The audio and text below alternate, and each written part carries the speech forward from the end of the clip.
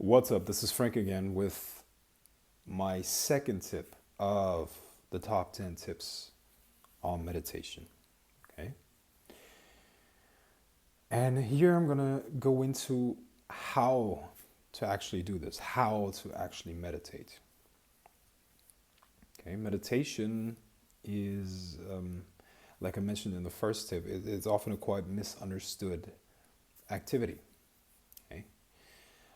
But, to every kind of meditation that you do, and there are many different forms of that, okay, and we're going to go into that later, but to pretty much any type of meditation that you do, there are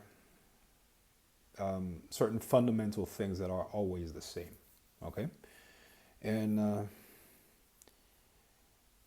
this is exactly what I'm going to show you how to do. I'm going to show you in one example how to meditate. I'm going to guide you through a meditation. I'm going to show you what to look for and how to navigate that whole thing. Okay. Now, as you begin your meditation, you should first let go of any kind of jewelry that you're wearing or anything that really restricts your movement, because it's going to distract you from the sensations within and on your body. Then relax, your neck, your face, and your shoulders, because that's where we tend to carry a lot of tension. A lot of the stresses that we go through throughout the day are stored in the shoulders as well as the hands, because that's what we work with, right? Computers, desktops. Then go through the rest of your body. Allow your attention to spread throughout your entire body, all the way down through your hips, your thighs, your knees, your calves, ankles, feet, bottom of your feet, toes, and then feel your entire body all at once. Now allow your breath to come through your nose and leave through your nose, and just pay attention to it, observe it. And now put on both hands, put your thumb and index finger together and let both of the hands rest palms up on your thighs. Okay, you can sit down in a cross-legged position, even in a yoga position, in a lotus seat, or on a chair. Everything is fine. I'm right here, are sitting cross-legged, and I got my hands on my thighs resting there. And as you do that, allow the breath to come and go as it wants to. And also make sure that your jaw is relaxed. And, as you sit through the meditation, you will notice that your body will have a tendency to tensen up again in different parts. When you become aware of that, as you allow your awareness to be everywhere in your body all at the same time, just let go of the tension again. Just let go of it. Let the breath come and go as it wants to. Let the breath come and go as it wants to, and allow your awareness to spread throughout your entire body. Okay.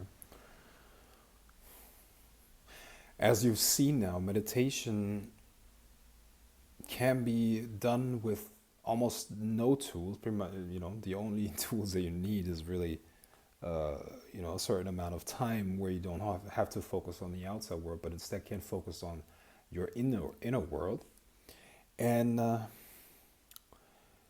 let me tell you, this is such a profound process that you're going to get into, because you're going to develop a whole new way of perception. And let me elaborate on that a little bit, okay? Because it is not overstated. You will develop a whole new understanding of what goes on within you, okay? as we go through life, as we go through our days, there is a constant interaction between the outside world and, the inner world. Based on how we process it, we interpret it. Now, perception is something very, very complicated and complex. Okay, because your subconscious is constantly taking in information, and it is comparing it to data that is already stored in your subconscious, and based on that, it comes up with appropriate reactions, or appropriate to the understanding of the subconscious. And oftentimes that is not really an accurate, or rather, it's anything but an appropriate reaction. Okay, what does that mean? Situations that are not threatening are perceived as threatening by the subconscious oftentimes. Okay, and that creates tension and all the fight flight responses that would be completely unnecessary. Okay, you can also not forget that the environment where our bodies actually evolved in, we don't live in anymore. Okay, so we're actually not biological or physically built to deal with the modern world, big cities, that many people around us and all of that. Our physical bodies are built for small groups and tribes of 150 people. Okay, now, of course, we're not going to go back to that, but it is important to understand that our subconscious and our body chemistry has to be understood for what it is. It has to be treated in the right way. Okay, so as you perceive things, data comes in. Your subconscious is not going to have an appropriate reaction. This is the reason why so many people struggle with, stress, high stress level, high cortisol levels, depression, and many, many more issues. Psychological issues are very, very prevalent. Okay, and a lot of times the root cause of these problems is exactly what I just described: an inappropriate reaction to the outside stimuli that they're exposed to. Okay, meditation gives you the ability to disassociate yourself. You will be able to perceive these things from a more objective perspective. And as you are in this more objective perspective, you can observe. You can observe what goes on in your body. Okay? Thoughts trigger memories. Memories trigger emotions. Emotions then trigger other memories. Those other memories trigger other emotions, and then so on and so forth. And most people spend their entire lives, really, if they don't go on this journey, they spend their entire lives going through these loops. Their mind's not in their control, and their own imagination creates their own suffering. Because ask yourself, when you take an honest look at your own mind and into your own emotions, looking at your worries, 99% of what you worry about never ever happens. Isn't that true? That is true for everybody, But the subconscious, or rather your body chemistry that is produced, it doesn't have a clear way of discerning between what is being imagined and what is actually happening. Okay, so in a lot of ways, you are going through so much more stress and and the emotions that come with that, so much more than you would actually have to. You see, so meditation is really a way to take control of that mechanism and to be less under its control. Okay, now that is one benefit. Besides that, your perception will just become deeper, because as you let go of these unnecessary loops within yourself, you'll have more units of awareness, you could say. units of perception that you can actually use to process what is going on. So your perception of the outside world will deepen because you will actually see it for what it is, more and more and more. It will become clearer and clearer and clearer.